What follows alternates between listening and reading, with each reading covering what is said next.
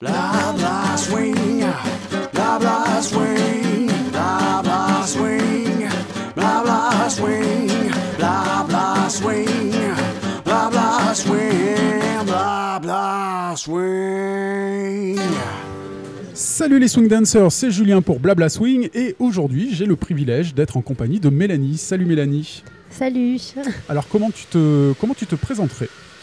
Je m'appelle Mélaniole, j'ai 34 ans et donc je vis sur Paris et je danse depuis toute petite et le Lindy depuis 13-14 ans, quelque chose comme ça.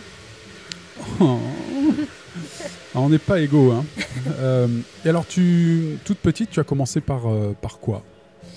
J'ai commencé par la danse classique quand j'étais petite. J'ai commencé à l'époque, j'ai grandi à Grenoble. Ah et, ouais, j'ai commencé à Grenoble et à l'époque l'association qui est de danse à côté de chez moi dans le petit village où j'étais, fallait faire de la danse classique, fallait commencer par la danse classique. D'accord. Et après quand tu étais ado, quand tu étais plus grand, tu pouvais essayer d'autres danses quoi, enfin le jazz et tout. Donc j'ai commencé par ça. Et puis après je me suis mis au jazz et puis j'ai passé une audition pour rentrer en sport-études aussi à Grenoble. Ouais. Et du coup j'ai fait un sport-études pendant 2 ans au lycée quand je faisais du jazz, du classique, du contemporain, un peu de claquettes. Ah ouais. Voilà. Et puis après, à la fin, après le bac, j'ai fait une formation pour passer mon DE en jazz. Et je suis tombée sur le Lindy pendant cette formation-là et voilà. Ah ouais, tu te souviens du moment exact de ta rencontre avec le Lindy? Je m'en souviens, à l'époque, j'étais dans ma première année j'étais en première année DE là, et j'avais des cours d'histoire de la danse dans cette formation-là. C'était l'année où il y a des UV théoriques à passer. Et donc en histoire de la danse, j'en ai un peu entendu parler. Et en même temps, je pense qu'à la même période, j'avais vu une émission à la télé qui s'appelait, je ne sais plus comment ça s'appelait, mais c'était une émission de danse où il y avait pas mal de danse de couple. Et il y avait justement Nicolas Degnaud qui était passé dedans et qui avait fait, je pense, du boogie et du lindy.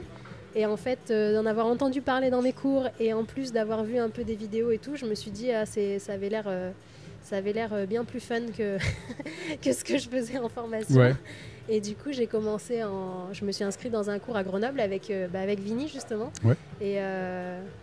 Et j'ai commencé comme ça en faisant juste un cours par semaine en plus de ma formation. Puis en fait, ça m'a tout de suite vachement plu, quoi. Ouais, t'as eu le virus, comme on dit? Bah oui, l'ambiance était vachement plus fun. On se faisait vraiment plaisir comparé aux cours que j'avais 6 heures par jour où c'était vraiment du travail. À la barre et tout. Voilà, pour moi, ça a été une nouvelle bouffée d'air qui est arrivée dans la danse, quoi. Après, du coup, ça me fait penser que parfois dans le Lindy Hop, quand on veut essayer de vraiment se mettre à pratiquer ça à un niveau un peu plus haut, sans parler forcément de haut niveau, mais on manque un petit peu peut-être de discipline de pratique. Je pense que même si ça a pu être parfois dur de s'astreindre à la discipline du classique, du modern jazz, d'autres danses comme ça qui sont un peu plus peut-être moins fun comme ça de prime abord, mais ça peut aider après pour l'entraînement. Toi, ça t'a aidé moi, c'est sûr approche que j'ai fait 7 années de formation et ça a été très dur parce que mes examens, je les ai pas eu du premier coup. Il y a pas de, il y a des examens un jour en fin d'année. Il faut avoir plus de 10 ce jour-là. Il n'y a pas de rattrapage possible. Il n'y a pas d'examen continu. Quand on a 9,8. On attend l'année d'après pour le repasser et ça m'est arrivé 3-4 fois d'avoir entre 9 et 10. Donc psychologiquement c'est dur. En plus après il y a des examens de pédagogie, on doit donner cours devant des profs, devant tous les élèves de formation. Donc on a 30 personnes qui nous regardent et qui notent tout ce qui ne va pas dans ce qu'on fait comme cours. Et c'est vrai que c'est une formation qui est dure. Après, on a l'habitude de danser 6 heures par jour tous les jours, de venir 1 heure avant le début des cours pour s'étirer, s'échauffer. C'est vrai que ça devient... c'est un rythme que... c'est sûr que c'est une école que j'ai pas eu, je pense en Lindy, on n'a pas ce genre d'expérience. Ouais, j'ai l'impression, justement, l'aspect fun prend tellement le pas qu'à un moment donné, quand ça devient un petit peu plus sérieux, que les gens essayent d'en vivre, etc., je crois qu'il d'un coup, on réalise que ah oui, mais ça demande une préparation physique, une hygiène de vie, etc. Enfin, il y a un ensemble d'éléments qui rentrent en jeu et c'est plus simplement juste pompe pilote le samedi soir, quoi. Ouais.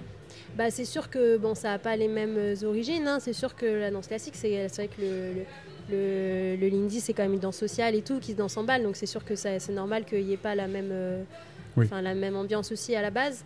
Mais après, c'est vrai qu'aussi, il n'y a pas de diplôme, il n'y a pas de formation professionnelle, il y a pas, donc chacun se forme un peu comme il peut, comme il veut.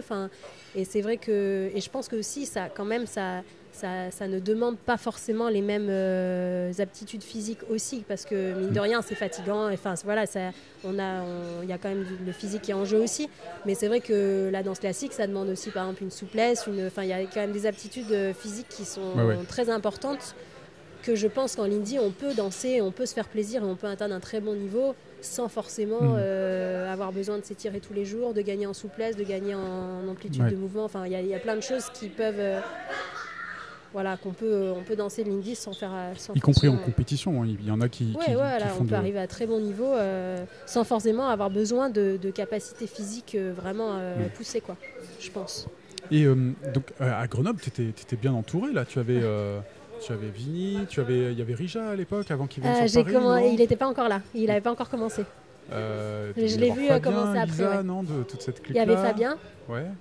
Il y avait Fabien, il y avait Vini, et après, il y en avait pas mal d'autres à l'époque qui maintenant, je pense que je les vois un peu moins danser, mais peut-être qu'ils dansent encore à Grenoble. Ouais. C'est rigolo parce que tous les noms qu'on vient de mentionner, c'est des noms qui tournent, qui tournent à fond dans les festivals, qui sont demandés, qui gagnent les compètes, qui sont identifiés, quoi.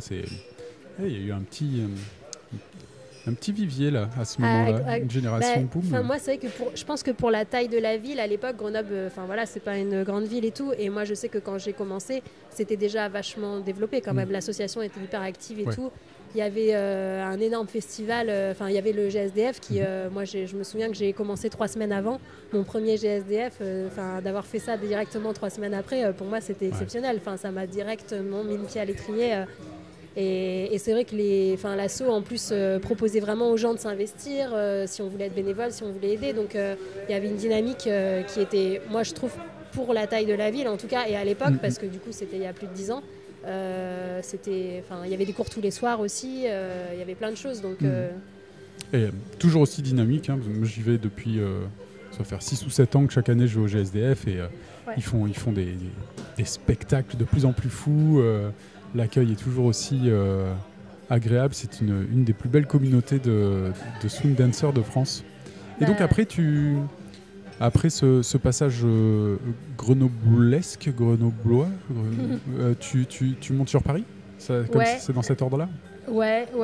J'ai fait du coup 2 ans, je pense, à Grenoble de Lindy et après je suis montée sur Paris. Et du coup mon école de formation à Grenoble fermée, donc j'avais besoin de toute façon d'aller ailleurs pour continuer mes études et du coup je suis montée à Paris, j'ai continué ma formation pour le DE à Paris et puis j'ai commencé à donner des cours. Au début c'était un cours par semaine parce que c'est vrai qu'à Paris à l'époque il n'y avait pas beaucoup de choses dans Paris. Il y avait les Fous du Swing quand même qui avaient une école développée depuis très longtemps, plus vers Nanterre. Et c'est vrai que dans Paris, je pense qu'il n'y avait pas énormément de choses, donc j'ai commencé avec un cours ou 2. Puis chaque année, ça grossissait un petit peu. Et puis en parallèle, j'ai fini ma formation. J'ai fait une année aussi à Rouen. Je faisais des allers-retours tous les jours. Où ça, il commençait à y avoir une scène sympa à Rouen aussi. Je leur à passe le l'époque, bonjour, Gaspard et compagnie. Mais et puis c'est vrai qu'à Paris, ça s'est développé très très vite. Chaque année, les effectifs doublés, les cours doublés et tout. Donc il y avait plein de choses à faire pour pour la taille de la ville et comparé à ce qu'il y avait, c'est sûr que tout était encore à faire, quoi. Et là, tu étais en apprenante, tu prenais des cours ou tu commençais déjà à enseigner? À Paris, je donnais des cours. D'accord. En Lindy, tu parles? Ouais, en Lindy, je donnais des cours. À l'époque, comme j'étais encore en cours de formation, je donnais aussi des cours de jazz et de classique, mais c'était plus des remplacements. Et des cours dans les écoles aussi avec les enfants. Et pendant longtemps, j'ai fait un peu le... Avec les tout petits? Ouais, en formation, on est formé pour donner des cours à partir de 3 ans. Ah ouais, ce qu'on appelle souvent l'éveil. Ah oui, voilà, c'est ça. C'est de l'éveil, initiation. C'est plus, là, c'est pas spécifié jazz, classique ou quoi, c'est éveil, initiation. Et des petits, genre, je sais pas moi, 10 ans, t'as fait des cours comme ça? J'ai fait tous les âges. J'ai fait de 3 ans à adulte. Et ado, t'as fait un peu? Ouais, j'en ai eu. C'est chaud, hein, non? Ah, j'en ai eu. J'en ai fait un peu, je trouve ça dur. J'ai eu des ados qui se sont battus dans les vestiaires, qui se sont poussés dans les escaliers. Ou qui s'en foutent un peu de ce que tu es en train de dire, qui sont pas contents des costumes que tu proposes, qui se rebellent un peu au milieu et tout. Non, il y a eu des années où je donnais, je sais pas, peut-être 15 heures de cours de jazz, et c'est vrai que en plus, j'avais tout le mercredi et 2 ou 3 soirs dans la semaine. Et j'avais du coup, dans les assos comme ça, il y a tous les âges, il y a un créneau par... Et du coup, quand tu arrives sur Paris, tu trouves une scène qui est dans quel état? Donc tu parlais des Fous du Swing, il y avait quoi d'autre au moment où tu arrives, toi? Alors, je veux pas dire de bêtises, mais c'est vrai que moi, les Fous du Swing, j'en avais entendu parler, mais c'est vrai que comme si je dis pas de bêtises, il n'y avait pas énormément de choses dans Paris. Je connais pas très bien non plus, c'est juste que j'entendais en parler beaucoup.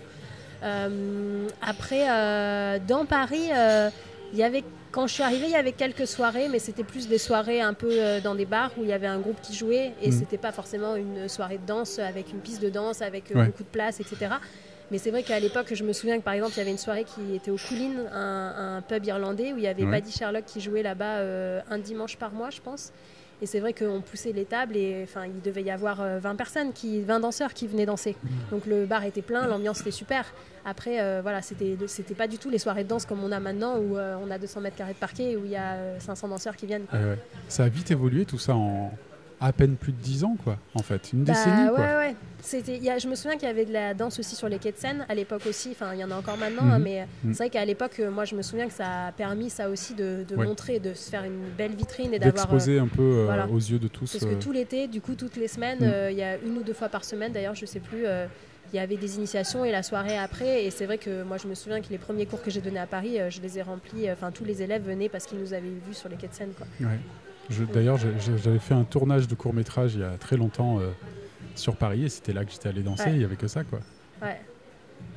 Et là, on est à peu près... en quelle année, tu te souviens, à peu près Je crois que je suis arrivée à Paris en 2008. 2008, ouais. Et donc après... donc il y avait essentiellement les Fous du Swing qui occupaient le terrain. Quelques petits autres trucs, mais... Et puis après, donc il y a eu l'aventure Brother Swing. Voilà. Après... à peu près aux environs de 2010 plutôt, non, c'est ça 2008, dès que je suis arrivée, en fait. Dès que je suis arrivée, Et oui, il y avait Olivier Ménico. Mais que je ne vois plus. Ça fait très longtemps que je ne l'ai pas vu aussi, Qui a été important, Lui, il avait déjà fait le Jazz Roots, c'est lui qui est à la base du Jazz Roots, et qui avait envie de faire qui faisait un festival. À l'époque, c'était très petit, je pense qu'il y avait peut-être 50, 60, 80 peut-être personnes maximum. Et je pense qu'il avait vraiment envie de faire quelque chose pour regrouper différentes danses, pour montrer un peu différentes influences et tout, tout en solo. Et lui, c'était une personne qui était très passionnée, moi, qui me donnait bien envie aussi de développer les choses avec lui et tout. Et après, je crois pas qu'il avait de cours réguliers à l'époque et tout. C'est vrai que c'était plus des événements occasionnels qu'il organisait, comme le Jazz Roots et quelques soirées et tout. Mais il y a eu des soirées au Divan du Monde aussi à l'époque. On en avait fait ça existe toujours, le Divan du Monde? Je pense, mais ça fait longtemps. C'est une salle de concert, non? Ouais, c'est une salle de concert vers Pigalle. Ok. Et au fur et à mesure, ça s'est développé avec Brother Swing.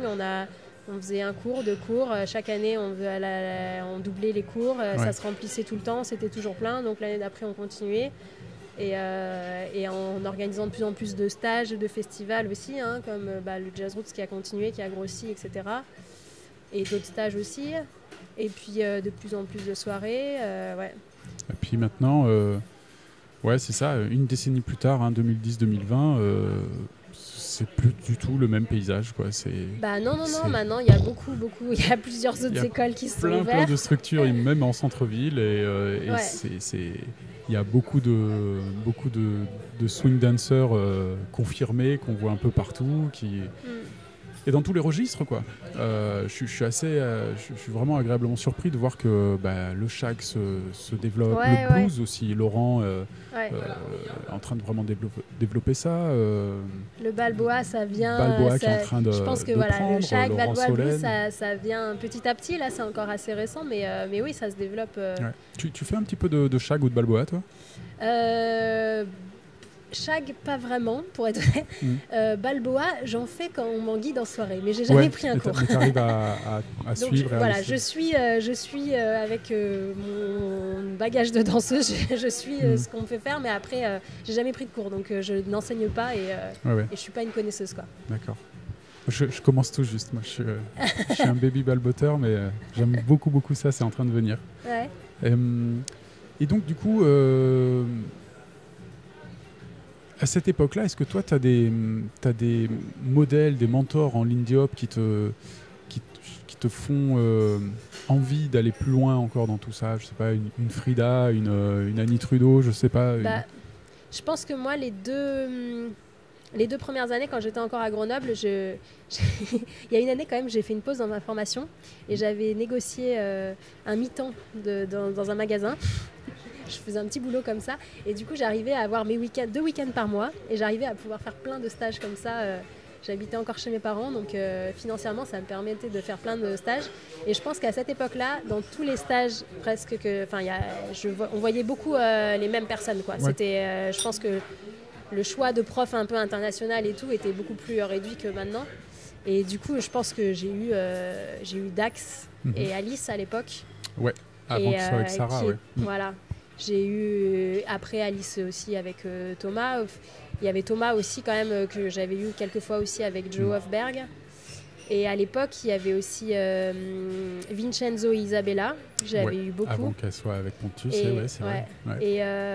Et Henrik et Johanna aussi, je me souviens que... Qui reviennent de plus en plus. Hein. Ils ont mis une pause avec les enfants et tout. Et ça y est, on les revoit. Mais je pense que je pense que c'est Alice quand même que j'ai eu le plus, qui m'a, je pense, beaucoup influencée et que j'ai eu le plus dans les stages et tout. Ouais. Et c'est intéressant d'ailleurs de voir les têtes de gondole comme ça, les grands, les internationaux. On peut voir facilement leur évolution juste en se concentrant sur leur danse parce qu'elles sont documentées. Il y a YouTube, et il suffit de prendre leurs premières vidéos et prendre les dernières et de voir... à quel point ça a évolué. Et ça, je trouve ça fascinant à chaque fois de prendre un danseur, une danseuse et d'essayer de regarder un peu comment sa danse se transforme. Ouais. Et au travers des années et des vidéos, on peut le déceler si on est soi-même danseur. Tu as ensuite rencontré Hugo et tu as monté une nouvelle structure qui s'appelle Swing Makers. Ouais. C'est ça, j'ai bon. C'est ça. Et donc ça a combien d'années ça? C'est assez récent, 3-4 ans? Ça a 5 ans à peu près, je dirais. Ouais. Déjà, ouais. Putain, le temps passe, la vache. Ouais. Ça va vite. Et du coup, ça, vous êtes basé, vous êtes en centre-ville de Paris ou plutôt un peu en périphérie? Dans le centre de Paris, plutôt dans l'est parisien même, mais ça reste, c'est dans Paris, okay. 11e et 20e, Ok. On va, si tu veux bien, parler un petit peu de l'aspect compétition que tu as beaucoup pratiqué, que tu continues beaucoup de pratiquer. Comment ça t'est... Est-ce que tu te souviens de tes premières compètes? Ouais, je m'en souviens bien. C'était quoi? J'en ai fait un peu avant de travailler avec Hugo. Après, à l'époque, on va dire que j'avais pas trop d'ambition particulière. Je les faisais parce que j'avais envie de participer, mais c'est vrai que je mettais pas d'enjeu derrière. Et par contre, mes premières compétitions avec Hugo, ça, je m'en souviens bien. Ah ouais. Pourquoi vous étiez tous les deux mis en mode challenge parce que déjà, Hugo avait l'esprit de compétition bien plus affûté que moi. Ouais. Et c'est vrai que...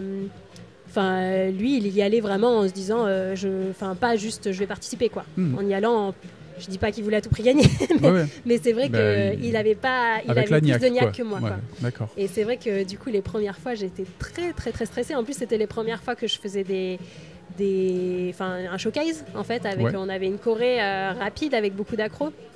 Et c'est vrai que les accros, pour moi, me stressaient beaucoup. Et la première, je me souviens que je suis arrivée à l'ILHC, là, à Washington. J'ai mon premier petit déjeuner, le premier pancake, j'ai tout vomi dans l'émotion, dans le métro direct et j'ai rien pu manger pendant 3 jours avant de pouvoir faire la choré. Non, j'avais jamais été comme ça. Hein. Malgré tous les examens de danse que j'ai pourtant. Ça s'est bien passé. Ouais, ça s'est bien passé. Ouais, on avait réussi nos accros et tout. Il me semble qu'il y a une année où il y en a une qui a accroché un peu. Ouais, il y a 2 années. La première année, on a juste eu un problème de main où on s'est lâché à un moment, mais on venait de passer toutes nos accros, alors on s'est un peu relâché. Mais les années d'après, les 2 années d'après, on a eu des soucis sur les accros, ouais. Et est-ce que tu dirais que le passage de l'ILHC vous a permis d'être beaucoup plus mis en lumière, beaucoup plus employé derrière par des... Est-ce qu'il y a un effet ILHC, visibilité? Je pense après, nous, il n'y a pas eu que ça, parce que je pense que l'ILHC, ça joue, parce que c'était quand même beaucoup regardé, et forcément, quand il y a un nouveau couple qui arrive, et qu'en plus, nous, on s'était quand même fixé la... Enfin, je pense que c'est ça aussi qui a fait que des fois, on s'est foiré, mais on se mettait la barre toujours assez haut, quoi, pour l'expérience qu'on avait ensemble, et et l'expérience que moi, j'avais en accro, en plus. Mais c'est vrai que nous, il n'y a pas que ça qui a joué. Je pense que la première année, la chorégraphie qu'on avait faite à l'ILHC, on a voulu vraiment la pratiquer en performance le plus possible. Et c'est vrai que du coup, on l'a fait peut-être, je sais pas, genre une quinzaine de fois dans l'année. On l'a fait dans plein d'événements, dans des compétitions, mais juste en démo aussi. Dans des événements plus ou moins gros. Pour la faire tourner et être à l'aise dessus, quoi. Ouais, nous, c'était même pas vraiment c'était pas vraiment pour se faire voir ou quoi, c'était vraiment que juste on voulait la pratiquer. Moi, j'avais le stress des accros et physiquement, en plus, c'est vrai que moi, c'était la première fois que j'étais confrontée quand même au fait aussi que j'avais du mal à tenir physiquement toute la chorégraphie. D'accord. Et que je sentais qu'au milieu de la choré, j'avais plus de jambes, j'étais trop essoufflée. Du coup, les accros, j'avais du mal à les tenir. Et comme en plus, intelligemment, on les mettait souvent. On avait beaucoup d'accros à la fin. Ouais. Mais histoire de te dire, tu crois avoir tout donné? Non, c'est maintenant qu'il faut tout donner. Sur la musique, ça allait comme ça, donc on avait fait ça. Et c'est vrai que du coup, pour moi, c'était bien d'avoir pu, enfin, je pense pour Hugo aussi, mais d'avoir pu la pratiquer en condition devant des gens. Clairement, c'est un très bon exercice. Et, mais du coup, ce fameux, j'ai entendu souvent pas mal d'instructeurs dire que suite à leur passage à l'ILHC, derrière, les contrats pleuvaient beaucoup plus que s'il n'y avait pas eu ce passage-là, quoi. Le téléphone sonne beaucoup plus après ça, quoi. Vous, ça s'est vérifié un petit peu aussi? Ouais, je pense qu'après ça, je pense qu'il y a quand même quelque chose aussi que, comment dire ça... Enfin, les gens voient qu'on travaille ensemble, quoi. Les gens voient qu'on a un partenariat. Si en plus ils nous voient comme ça tous les ans, ils identifient vraiment le couple et ils voient qu'on travaille, quoi, que c'est plus que juste se faire plaisir à faire un Jack and Jill, par exemple. Donc je pense que c'est sûr qu'après l'ILHC, à l'époque, il n'y avait pas beaucoup d'autres grosses compétitions comme ça non plus. Oui. Donc, la Savoy Cup est arrivée petit à petit. Voilà, la Savoy Cup n'était pas encore là, donc je pense qu'à l'époque, l'ILHC était encore plus regardé et encore plus important aux yeux des gens. C'était le rendez-vous fin août, le rituel. Il y avait Camp Hollywood aussi, mais je pense que c'est vrai que l'ILHC était plus regardé quand même. Clairement. Et d'ailleurs, vous vous êtes challengé là, parce que récemment, je vous ai vu pratiquer des démos plutôt sur du Lindy Land, quoi. Ouais. C'est vachement chouette, ça. C'est Maria et Aurélien aussi que j'ai vu aller un petit peu sur ce terrain-là, assez inattendu, et ça fait merveille. Hein. C'est un autre... on n'y pense pas forcément, mais c'est un challenge tout aussi difficile, si ce n'est plus, hein, parce qu'il faut remplir l'espace, il faut jouer sur l'élégance, la grâce, développer tous les mouvements jusqu'au bout. C'est très difficile. Hein. Non, c'est sûr.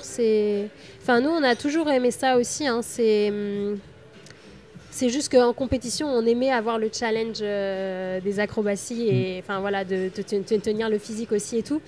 Et c'est vrai que jusque-là, on gardait un peu, justement, le Lindy lent comme ça et tout, on le gardait plus pour des démos en impro dans les festivals, et ça, on le faisait souvent. Et c'est vrai que l'année dernière, on s'est dit quand même, là, c'est sûr que ça fait un moment qu'on montre ce qu'on peut faire un peu en showcase, en musique rapide et tout. Mais c'est vrai qu'en lent, on le faisait que dans les festivals en démo, quoi. Et là, on a voulu... moi, c'est quelque chose que j'aime beaucoup aussi, parce qu'avec ce que j'ai fait avant en jazz et tout, je pense que en jazz, en classique et tout, je pense que je peux me servir plus de choses sur des chorés lentes comme ça, que c'est vrai que les showcases rapides, ça réduit un peu les possibilités. Moins développer l'amplitude des mouvements. Ouais. Voilà, par exemple. Et sur les accros, il y avait tout un tas de petites pastilles vidéo que vous publiez au moment de les faire, de les pratiquer. Et il y avait tout un tas un nombre incalculable de gadins avant de les faire. Ouais. Et je trouvais ça génial parce que ça montrait à quel point c'était du boulot, et aussi à quel point le mental est important. Ouais. À quel point, voilà, en regardant ça, on pouvait facilement se dire, se mettre à votre place et lâcher prise et se dire c'est bon, basta, on recommencera demain. Là, ouais. Et en fait, voilà, de vraiment bosser, remonter à cheval, recommencer, jusqu'à ce que ça paye, quoi, que le travail fournisse ses effets. Et c'était pas tout le monde qui osait montrer un petit peu le derrière la porte, quoi. Ouais. Tu vois, on montrait que le résultat. Ouais. Quand quand on galère, mais qu'à la fin on y arrive, c'est aussi c'est plus facile de le montrer comme ça. C'est une fierté. Quand on n'y arrive pas, on ne peut pas le montrer. Mais c'est vrai que c'était du travail. Moi, j'étais Hugo avait l'habitude, parce qu'il faisait de l'acrobatie même à cheval avant. Ouais. Donc lui, il avait l'habitude de ce genre de choses et il n'avait pas peur du tout. Moi, j'ai dû faire beaucoup. J'ai dû me mettre à la muscu, j'ai dû me mettre au sport. J'allais te parler de la condition physique. Pour pouvoir tenir, parce que lui, il était capable de faire la même accro pendant 4 heures d'affilée sans broncher. Sans qu'il y ait de problème. Et moi, au début, je ne pouvais pas du tout tenir. Donc, j'ai travaillé là-dessus. Et puis après, même avec un physique déjà plus résistant, on va dire que j'avais encore le mental, comme tu dis, qui n'était pas forcément là, parce que j'avais peur. Des fois, quand j'avais une fois où ça ne marchait pas, j'avais peur de refaire après et tout. L'appréhension, et ça, c'est vrai que j'ai travaillé dessus. J'ai essayé de faire un peu aussi des cours de gym, d'acrobatie avec des circassiens et tout. Essayer de déporter et tout pour avoir l'habitude d'avoir la tête en bas, d'avoir la tête qui tourne, de faire des réceptions propres. Donc c'est vrai que ça m'a aidé aussi un peu à essayer de passer outre la peur. Puis après c'est la pratique, quoi. Au fur et à mesure des années, il y a des accros qu'on a tellement fait qu'effectivement là je me pose plus aucune question. Ça devient comme un swing out, quoi. Voilà, même si je dois les faire avec même quelqu'un d'autre qu'Hugo. Voilà. Ouais, j'en suis encore au prep, moi, tu vois. Allez, peut-être un plateau, ou deux. On en parlait beaucoup avec. J'ai interviewé aussi Patrick et Natacha, avec qui on a pas mal discuté de ces acrobaties et tout. Et puis, je faisais remarquer que, il me semble qu'à l'heure actuelle en France, il n'y a que très peu de couples qui enseignent les acrobaties. Ouais. Il y a eux, il y a vous, Solène et Zouki, un peu Fabien Lisa. Ouais. Un peu Audrey et Aurélien. Et je crois que... Il y en a déjà pas beaucoup qui en font aussi. Vini et sa femme, ils en... Et voilà. Et en plus, ceux qui en font ne les enseignent pas forcément, avec cette espèce de pression de responsabilité, de dangerosité. Il faut déjà les faire. Et en plus, après, c'est sûr que dans un cours d'accro, on a la responsabilité de nos élèves, quoi. Donc moi je me suis lancée avec Hugo, on s'est lancé sans trop réfléchir. Hugo, encore une fois, lui, il n'avait pas du tout les mêmes craintes que moi, et que je pense la plupart des gens pour des accros, quoi. Ouais. Donc après, on n'a jamais eu de problème dans nos cours d'accro, donc aussi ça s'est toujours bien passé, et nous on adore ça, parce que c'est vrai que de voir les gens qui au début sont hyper impressionnés quand on leur montre ce qu'on va faire, et qu'à la fin de l'heure, ils le font tous, plus ou moins bien, mais ils arrivent tous à le faire. Et on voit les étoiles dans les yeux des gens. Hein. Ils sont trop contents d'être arrivés à se dépasser. Donc ça, c'est une satisfaction qui est quand même spéciale, quoi. Puis en plus, là, le résultat, il est flagrant, il est là, quoi. Tu peux le mesurer, quoi. Des fois, sûr. À la fin d'un cours de Lindy, c'est difficile de savoir si vraiment tout le monde passe le matériel que tu as amené. sauf à les faire passer un par un, etc. Enfin, des fois, c'est globalement, ça a l'air d'aller, mais là, une accro, tu la passes ou tu la passes pas. Hein, Puis je pense qu'il y a un truc que même s'il y a plein de gens qui font des fois un cours d'accro comme ça et qui la referont peut-être jamais, parce qu'ils s'entraînent pas, parce qu'ils n'ont pas de partenaire ou quoi, mais c'est vrai que sur le moment de l'avoir passé, moi je pense que surtout pour les filles, je pense peut-être, mais il y a une satisfaction quand même, on sent que psychologiquement en fait ça fait quelque chose, même si... Pour les mecs aussi, voilà. je te rassure. J'ai passé une fois le Over the Back avec Solène cet été, et encore c'était un tout pauvre petit truc, mais c'était mon tout premier, j'ai fait... Putain, là, il est passé là. Voilà. Il est passé là. Là, on l'a fait là. On a l'impression que les gens d'un seul coup ont passé un cap dans leur vie. C'est un gros truc. Mais en plus, même au-delà de ça, on discutait aussi de ce topic qui veut que probablement le Lindy ne serait pas ce qu'il est aujourd'hui sans l'apport des acrobaties. S'il n'y avait pas eu cette dimension spectaculaire additionnée à la danse, peut-être que ce serait resté une danse beaucoup plus confidentielle, beaucoup moins exportée, beaucoup moins réexplorée, beaucoup moins investie de nos jours, quoi. Et puis il y a eu un temps, une période où même les instructeurs internationaux ne pratiquaient plus d'accro dans leur showcase classique, démonstration, machin. Il y avait plus, quoi. Ça devenait un Lindy pur, quoi, sans accro, juste tout le temps du triple step, tout le temps du... Et puis, ça y est, ça a rebougé, certains s'y mettent. Puis je pense que c'est des affinités, quoi. Il y a des couples qui ne sont pas du tout là-dedans, ils n'iront jamais, quoi. Après, là, on a bien vu cette année, Hugo, avec la différence quand on fait une choré lente. Enfin, je veux dire, on peut la pratiquer autant de fois qu'on veut dans la journée sans problème. On peut la répéter à 9h le matin. On peut être crevé et la faire quand même. Et on sort... une choré, quand il y a des accros à faire, c'est fatigant. Et quand on les répète beaucoup, le corps, on a des bleus partout. Il y a des endroits qui frottent. Quand on les fait 50 fois d'affilée, les brûlures de peau. Il y a des bleus qui machin. Donc c'est vrai que, moi je comprends que tout le monde n'ait pas envie de le faire. C'est quand faut aller s'entraîner à 9h le matin, quand on doit faire directement une choré rapide avec des accros, c'est pas pareil que si on peut faire une choré sans s'échauffer en 2 secondes comme ça. Oui, clairement, ouais. Et c'est, en tout cas, good job et continuez, parce que c'est vrai qu'on manque de couples qui transmettent ça et puis on est toujours curieux, avide de ça. Ah si, il y a Anna et Jonathan aussi qui en font et qui ont fait un stage il n'y a pas longtemps et qui s'y mettent. Mais je pensais par exemple à Rémi et Alice, qui sont un des couples les plus demandés. Je crois avoir vu 1 ou 2 fois Rémi faire une accro. C'est pas vraiment son truc, quoi. Mais je pense que je pense qu'il y a des années où ils avaient des projets de showcase quand même. Ils devaient en faire, mais je sais plus. Je pense que Rémi avait eu des soucis à l'épaule aussi des fois, donc je sais pas. Mais je pense qu'il y a des fois où c'était en projet quand même. Ou même Sky et Frida qui en faisaient au tout début et qui après sont passés à autre chose, quoi.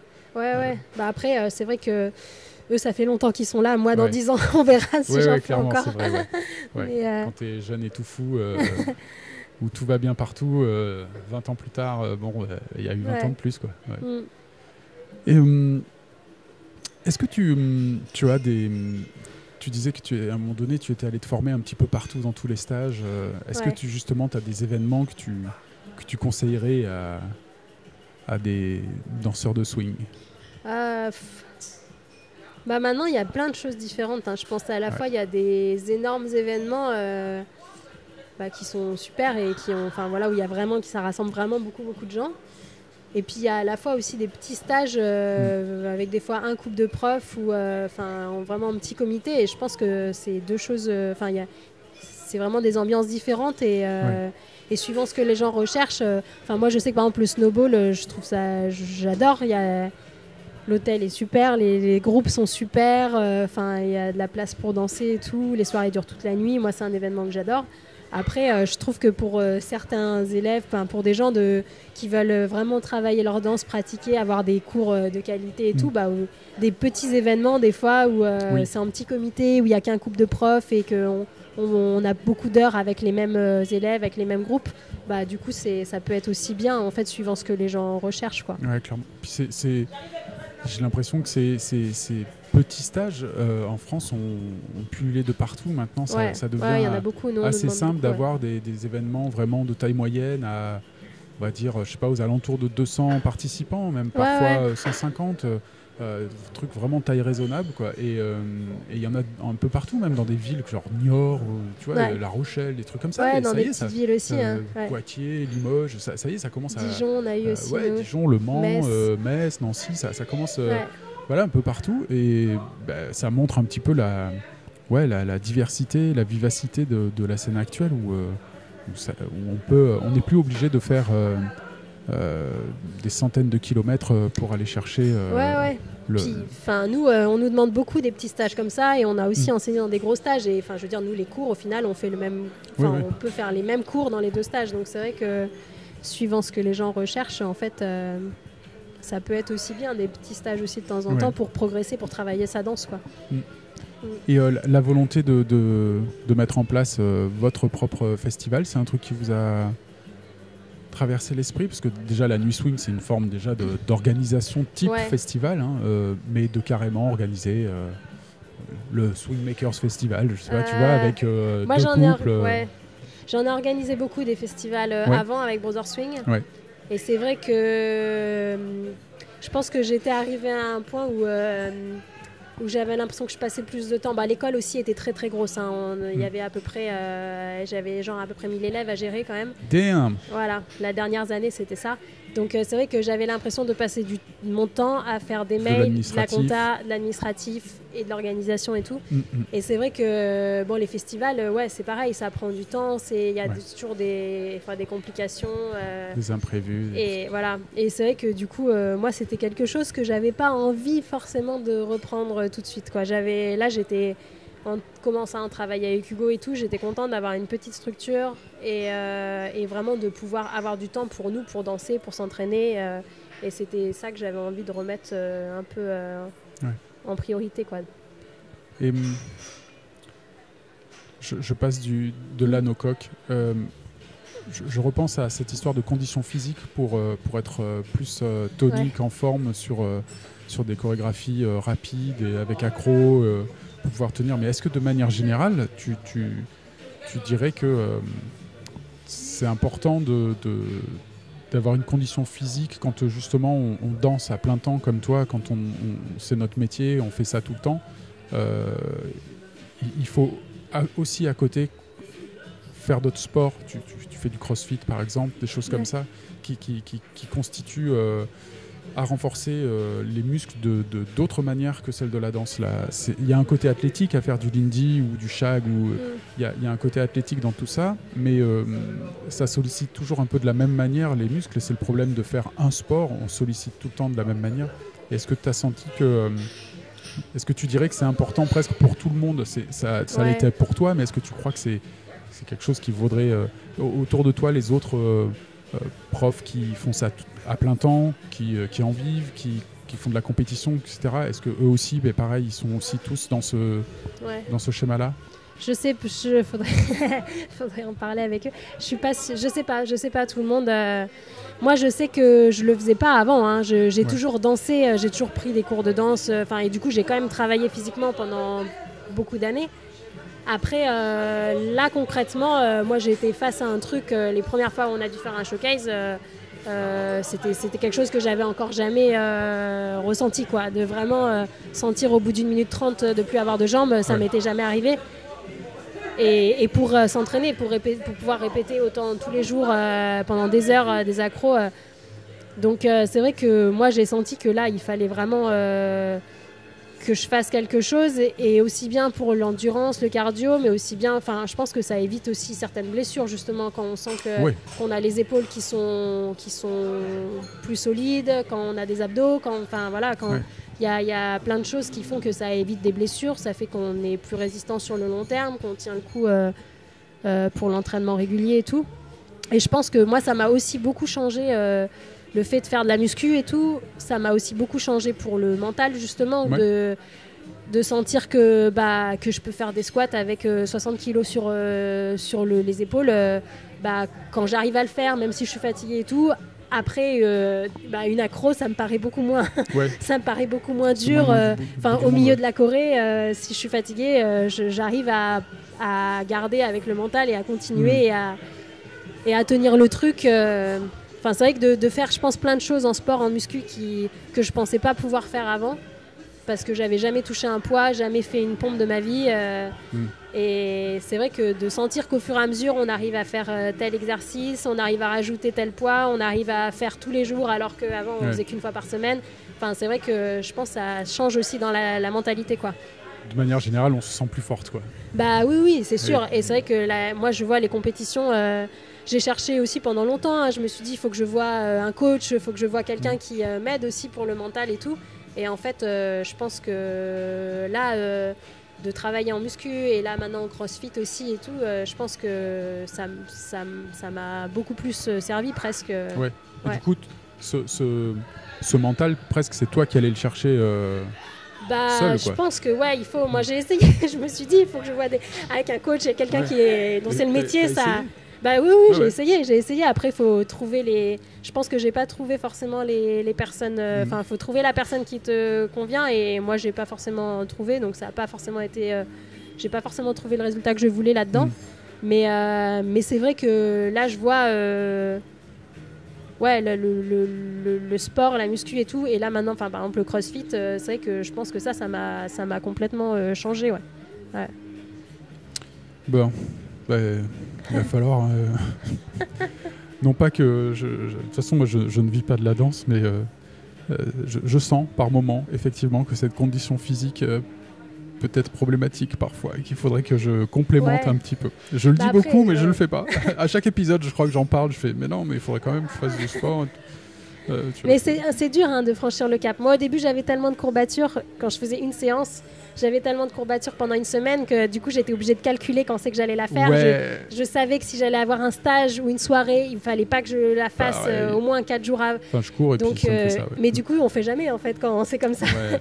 Mais c'est vrai que après, j'ai essayé une autre technique. J'ai fait des choses sans poids. Pendant longtemps, je faisais 20 minutes par jour et du coup, je faisais moins intense, mais régulièrement. Et ça m'a permis de passer le cap. Et quand on voit le résultat, après, c'est là où je pense que quand on commence à voir le résultat, c'est là où après la motivation, elle a plus de faille. Là. Ouais. Ah oui, c'est bon. On voit qu'il y a le résultat qu'on veut, donc on le fait, quoi. Cool. Merci pour ce petit conseil que je vais essayer de m'appliquer. Justement, en parlant de conseils, on se dirige doucement vers la fin de cette conversation. Est-ce que tu aurais un ou plusieurs conseils à donner sur plusieurs aspects? Je sais pas, par exemple, souvent je demande est-ce que tu aurais un conseil à des danseurs qui commencent, un conseil à leur donner, ou des enseignants qui voudraient se lancer ou qui commencent dans le... Est-ce que tu as des conseils à donner? Ou sur les acrobaties, sur tout ça?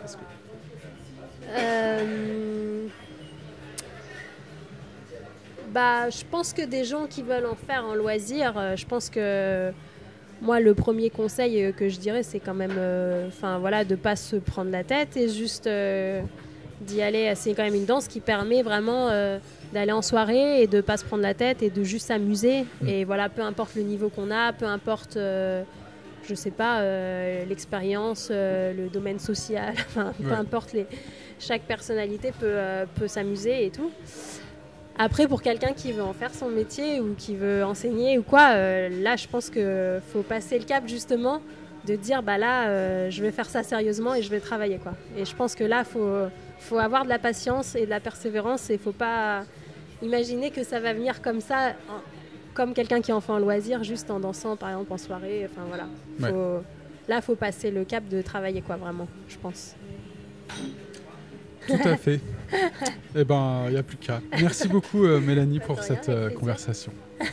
Blah blah to the boo blah blah them by blah blah to the boo boom blah blah swing.